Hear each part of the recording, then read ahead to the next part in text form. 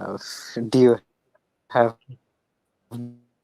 the link? Did you tweet the link? Yeah, I tweeted the link. Before only I tweeted it. Okay, anyways, we are live now. Okay, so guys, welcome. I think this is the first video after the IPL for a long time. So I'm back with Karthikeya and Raiyan to discuss the West Indies Pakistan series. Okay, we were supposed to do this at the start of the series, but then the series got delayed and whatever plans, whatever. So we are here after basically two T20Is. The first one was washed out, and the second one Pakistan won. So, Karthikeya, let's start with you, and let's start with the home team first. Okay, West Indies has had a huge summer of cricket, basically, right? They were effectively looking at 15 T20 matches. Now they have 14. How do you think their team is gelling ahead of the World Cup? Think so far, overall, if you look at it, there's been a lot of positives in different aspects, right? So, in terms of team construction, this team doesn't often play matches together. So, getting a full stretch of 13, 14 matches, that will help the team combination going forward. And that's what Phil Simmons and Pollard have been emphasizing every time, that they want to get the combination right. And so far, it's been so good. Everyone has performed at some stage, and we have gotten to see everyone's strengths and also loopholes, right? So going forward, we need to understand what needs to be filled up as well. So I think that way it's gone fairly well. But in the last few matches, obviously they've been very hurt by injuries, right? Even in the Australia series, we saw Fabian Allen miss out. We saw Obed McCoy miss out quite a few games after he started well. Today we saw Russell miss out. Dendell Simmons got concussed, missed out. So I think in that sense, they're probably being stretched a little bit given the squad is not as big to accommodate all these problems. But overall, I think it's come along fairly decently. Mm. And I want to ask Ryan, you watch the West Indies side as well, right? So Pakistan has like an anchor. They have basically two anchors in Rizwan and Babar. Okay, and West Indies don't really have one in their whole side. Okay, do you think West Indies needs one?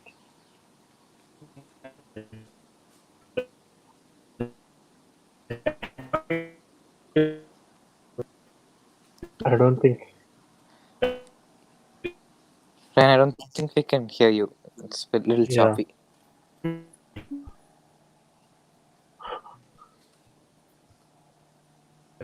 Karthikeya, why don't you go for it? Just message Ryan till then. Yeah, sure. Okay. So, do they need an anchor? I don't think they need a specialist anchor, right? So, they don't need someone like Darren Rauch, I hope, or someone of that caliber coming in. But I think there is scope for one of the players to try to bat deep. So, be it Gale or be it Hetmeyer or be it Simmons, one of them can definitely try to take the innings deep. But and they have the skill set for that, right? Especially Hetmeyer, we know he's very good at rotating strike. Even today, we saw him score about ton of ball by just rotating strike. So something these guys are capable of doing when the pitch demands it. But I don't think they need a specialist anchor as people seem to keep emphasizing for some reason. And why is that Darren Bravo is the first name which comes up? I am not sure. Probably because of his CPL form. Probably because he's known as the safe batsman. But I don't know. I don't think he should be anywhere near the squad. They should deal with these bunch of guys and allow one of them to take it deep. If not two or three, at least one of them should be able to take it deep. So I don't think they need to go looking outside the squad. It should be one of Hetmeyer or Gale or Simmons, whoever plays, to assess the situation and take it deep. Okay, fine. By the way, one thing I've noticed a lot here, and I've actually tweeted this uh, before the Pakistan series, is that West Indies have scored in this summer of T20 around 12 sixes per innings, and they have just scored 11 Hmm. boundaries. Yeah, How sustainable do you think that approach is once you go to a country like UAE where the World T20 is going to happen? Because those pitches are far more different than what you might Mhm. expect usually. No, I think it won't be a huge problem because they're playing on very slow pitches here. Today's Yeah. pitch at Guyana was almost ragging in the second innings. We saw similar at Grenada against South Africa. So I don't think the approach needs to change too much. It's a tried and tested approach, and they've been successful with that whenever they play the full strength squad, right? Mm. So, in addition, in the UAE, I think we've been seeing pretty decent pitches off late. In the PSL, we saw good pitches prepared, even last year's IPL. So, as long as they prepare decent pitches for the World Cup, and usually ICC hosted events have fairly balanced pitches, so Mm. I don't think it needs to change too much. Pollard had a mega season last year, so if that approach is working in franchise leagues in the UAE, it doesn't have to change for the Yeah. international team either. Oh, okay. And before like Can you West, hear me now? yeah, yeah, Ryan. Yes, we can hear you perfect. Okay, I'll ask this question, Ryan. Okay, before West Indies, like now, this Pakistan series is their last one. Okay, before the World T20, Pakistan I think still has some games before the World T20. They I think host England. They play host New Zealand as well. So, what do you think about this? Like, how important? Like, obviously, Pakistan are looking at these games to build their side, and West Indies as well. But how important do you think this series against West Indies is going to be for Pakistan now? Like, how much will they learn if they do well in this series?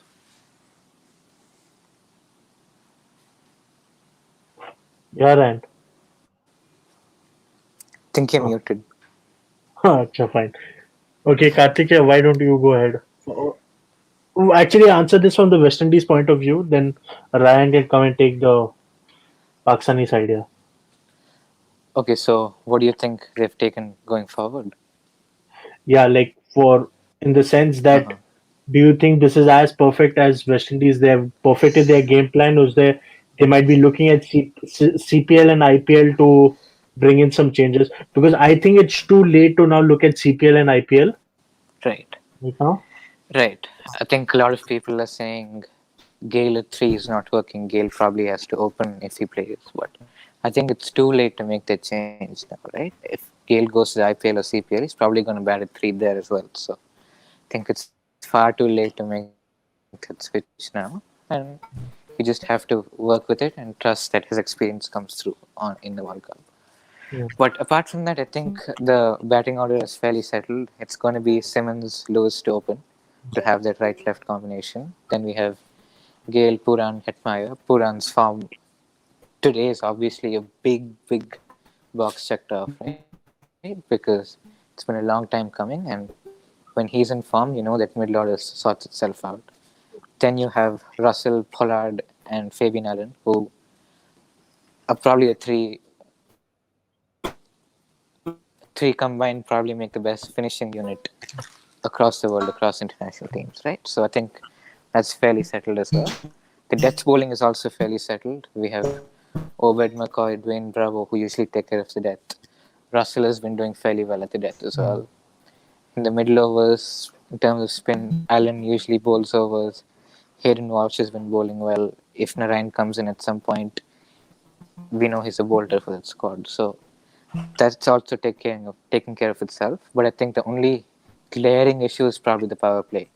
In almost every match, South Africa, Australia, and even today against Pakistan, they've been far too leaky in the power play. So whether it's Holder, whether it's Cottrell, or whether it's Allen, whoever has to control runs in the power play, that's something they'll have to sort out in the coming two matches and going forward in whatever IPL, PSL. They have to try to find someone who can find some method to control run flow in the power play. Mm. And Ryan, I asked that question before you muted and left. Okay, what? How do you think Pakistan is looking at this series? How important it is for them ahead of the World T20 because this is going to be a full strength West Indies side. You have no idea what is going to, who are you going to face against England? or New Zealand as well. So how important is this series for Pakistan?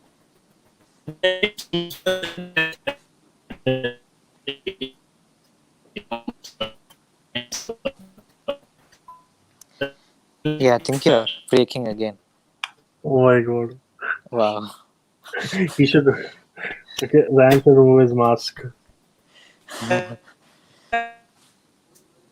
Oh man. Why is he breaking though? Is it a bad net? Probably bad net. Yeah. Uh, you should use data man. Anyways, it's the start of the new month.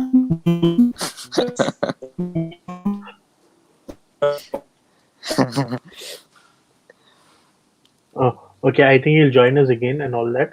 Uh, before. But by the Uh-huh. okay, Karthikeya, I wanted to ask you. This is one question which has been bothering me for a Hmm. long time, and that is Pakistan's openers. Like Hmm. I am fine with Babar and Rizwan opening because they are like those kind of the openers where give you a safe start, and Hmm. then your middle order basically comes and attacks. But Hmm. many people have a different idea. They want one attacking opener. Okay, Hmm. where do you stand on that? Like, what would your openers be? Do you want a Babar or Rizwan? Like, whatever is your combination, there are basically only four opening options: Fakar, Sharjeel, Babar, and Rizwan. So, what are Right. your duo going to be? No, I understand both sides of the argument because Babar and Rizwan, as we saw against England, they usually provided safe starts, which others could potentially capitalize on. But in some matches, the pitch is going to get slow, and they might not get that boost towards the back end, right? I think even in one of the games against England, I think the pitch slowed down massively in the second half of the innings, and they couldn't play spin. So Hello, in that sense, आवाज sometimes, आ रही है? yeah, Final. we can hear Now you it's now. fine. Yeah, now it's fine. Oh, good. I just changed the device. Anyway, okay. Yeah, so what I was saying is, if the pitch slows down in the second half, then Pakistan needs someone who can smash in the power play. And the answer to that is probably not Sharjeel because, as Raiyan keeps saying, he's not a fast starter as many people seem to think he is. So it's Mm. either Fakar or Rizwan, or it's Babur and Rizwan. And I can see both sides of the argument. I don't mind either combination, but it's probably the answer is probably not Sharjeel if he's going to bat the way he has been batting in the last 1 2 years. Yeah, Ryan, we were just discussing your the Pakistan opening combination, and you even written an article about Pakistan's best T20 batsman for grassroots cricket. I've linked it below, by the way, if anyone wants to read it. Okay, what are your thoughts on Pakistan's batting in general, and if you like everyone has a say about the opening combination, who would your opening combination be? Oh my. Oh my god, every time you ask him a question, it happens. Swear to God, poor guy, man. Okay, fine.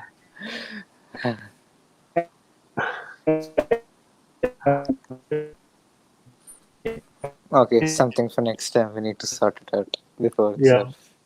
Test audio quality, and then go live. Yeah, okay. Anyways, I'll answer this before. Okay. Hmm. That yeah. So I like Ryan's article basically talks about every player has their own shortcomings and all that. Right, Okay, and that is fair enough. Like there's no perfect T20 batsman in the world. Okay, Karthika, like how much ever we would like to say Russell is the closest to a best T20 batsman, even he has a flaw in his game which can be right. exploited. So there's no perfect T20 batsman in the world. And okay, and if you look at the Pakistan T20 batting, they have lot more flawed T20 batsmen in that sense than Hmm. perfect T20 batsmen. So for you to like overcome your whatever shortcomings in a side, you Hmm. have to make them fit perfectly, right? That is what Ryan's article does well. He actually called all these players Lego pieces of a Lego set, and you have to find a way to like match them and build a right combination. And for that is the question Pakistan faces right now. Their opening Hmm. combination, they have okay. I'm not. I think they are pretty much settled on Babar and Rizwan the combination. They are Hmm. just looking at how. Um, how what are the alternatives to that opening combination? Basically, I Right. don't think so. Sharjeel and Rizwan is going to be the one which opens at the World T20 if it happens. They are just No. looking at Sharjeel and Rizwan as if in case we want to pull a surprise on Right. someone, Right. then how do we go about it? I think that is what they're basically doing in the series. Okay, and for me, it's Babar and Rizwan, and then the rest of the middle order. It depends. That is my big issue. You need to give Azam Khan, Haider Ali, Yeah. Shoaib Maqsood a go. Karthika, I think before the PSL, you had this long rant about why Pakistan should be backing Haider Ali and Azam Khan. If you could like do that again. Yeah, as I've said multiple times, Pakistan are not blessed with many six hitters, and that is the sad reality of it. So, when you get one or two six hitters, even if they're not doing it as consistently as you want, you have to back them until you reach that desired level of consistency. Because six hitting skills are not something you can generate out of any random player. So you cannot bring in any random player in that middle order and ask him to randomly hit sixes. That's not going to happen. There's a proper skill that goes into that, and we've seen that Azam Khan and Hyder Ali are the ones who consistently do it in domestic cricket. So you just cannot ditch that experiment after one or two failures, because most T20 batsmen in the middle order, the toughest role, they expect it to fail more often than they succeed. So on one or two failures, you cannot just drop them, right? And secondly, you have to back them in their strongest role. Azam Khan is best suited to hitting spin at number 4. But against England, he comes in at number 5, number 6, right? That Hmm. is just pitting him to fail almost and then dropping him. So that is the problem I have with how Pakistan are dealing with those guys. And Haider, I understand he broke that code protocol or whatever, and he seems a little lost in his game again as well against space. But when you pick someone like Azam Khan in your squad, and you pick someone like Soeb Maksud in your squad, who can also hit sixes, once they're in your squad, you have to back them and back them until they succeed in the role that they're prescribed to do, right? Similar to how West Indies have backed Nicholas Pooran through these three series, and he's finally come good. We know he can hit sixes. We know he's one of the most valuable middle order players against spin. So back him until he comes good. And the upside when they come good is far too high to ignore. Hmm. Fair enough. Rand, you have anything to add on this? Oh man,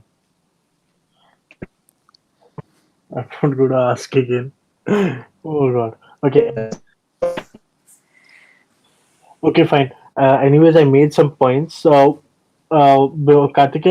how West Indies and their bowling? Okay, how good, how happy have you been with their bowling? Because their bowling is not the best in the world, but they are not the Hmm. worst as well.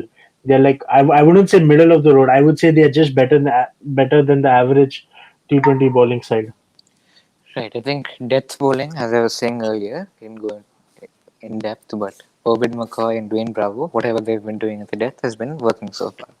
At Hmm. least against these oppositions who don't have quality middle orders, but they've been doing the process right. They've been bowling consistent Yorkers, they've been mixing it up with occasional slow balls, which is usually the formula that works often at the death. So that almost takes care of itself.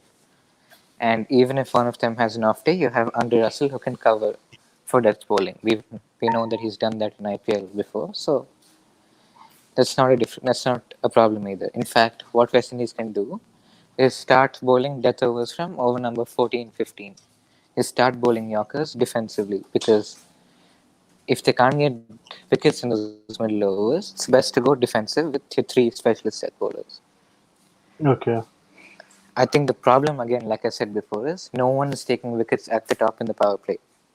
Ideally, you want someone like Sheldon Cottrell or Fidel Edwards to swing the ball up front, pick up wickets. But for now, at least, the team balance is not allowing that, because you're playing Obed McCoy, you're playing Jason Holder for batting depth as well.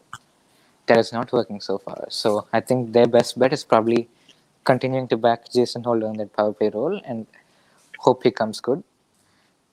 And once Fabian Allen gets fit, I think give him more power play overs as well and try to groom him in that power play role. So that is definitely a weak link, but I think they have other wins that they've picked up outside the power play. So for now, Yeah, post because power play is looking good. I think it has to compromise it has to come at the compromise of power play bowling, but you have to pick up wins wherever possible, right? You can't go average in either phase. At least try perfecting one thing. yeah, because I don't think so that you could perfect it completely. You can't perfect all phases of the game. But as you said, I really like the idea of starting the death overs from the 14th over onwards. That is something which is I usually think of the batting side doing, but that is a good interesting thing from the bowling side perspective as well. Okay, and other thing, like, now let's look into the Pakistani aspect of it. I have talked about this a lot and tweeted about this a lot, that Pakistan's boundary hitting is, oh, average. It's average to the top 10 sides in the world. They are not the best boundary hitting side. They are bang average. The one thing which helped them win so many games under the Mickey era was them being completely elite with their bowling. They were the second low. They had the second lowest runs, boundary runs per over, after Afghanistan in Hmm. the Mickey era. And since the Mickey era got over, okay, under the Misbah era, they have been conceding average boundary runs per over. Okay, so given that you Hmm. can't afford to be an average bowling side if your batting is average. Something has to be elite if your either discipline is average. One of your other disciplines has to be elite. So that is what is saying. Hmm. Pakistan's batting has been average, so they need their bowling to be elite, and that is not no work for them. Today we saw Pakistan come and, like, clinch their bowling. They got, I think they bowled really well. They got most the spinners came into play. Hafiz, I think, got way too much respect for how much he bowled, but still, uh, I would have expected him to come up with positive figures at the end of it. Hmm. How do you think Pakistan's bowling has been shaping up? Is there like anything else they need to try before the World T20? Because there have been questions about Wahab, there have been questions about Hmm. Amir's Hmm. requirement in this team. I don't really think so. You need either one of them right now, because you have Fahim Ashraf as well, you have Wasim Jr., you have Imad Right. Wasim, okay, and Right. these are not the guys who are going to start as well every game. So how do you think Hmm. Pakistan's bowling is, like, getting being set up for the World T20? I think most phases again are covered. Power play, as you said, Shaheen at the top. We know he's a bank in the power play, and Hassan Ali has been doing pretty well in the power play as well. So that's one phase covered.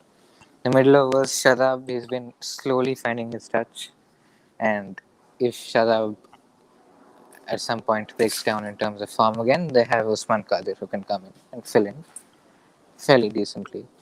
And they have Hafiz as an off spinner. You can bring in Imad if you want left arm spin. You can bring in Nawaz if you want left arm spin.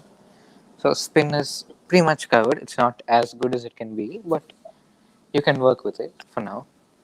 In terms of depth, I think Hassan has been doing fairly well at the depth, but Shaheen's form at the depth is a little concerning because he seems to be missing his Yorker a little more often, and these guys have very little margin for error, both Hassan and Shaheen. So if Hmm. there's one thing they can improve upon, there's probably improving that Yorker accuracy at the depth, improving hard lengths, or something different, right? Because Yeah.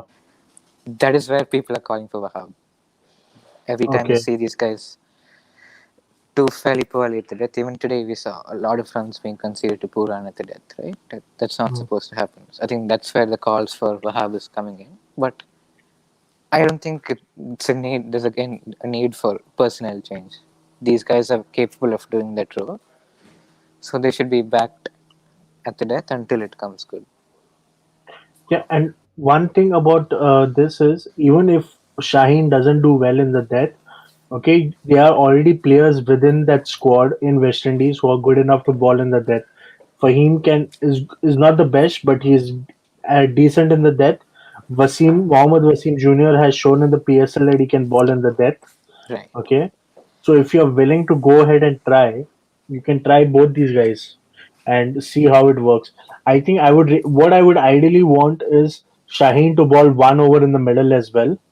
Okay, Hmm. just to put pressure on the batting side.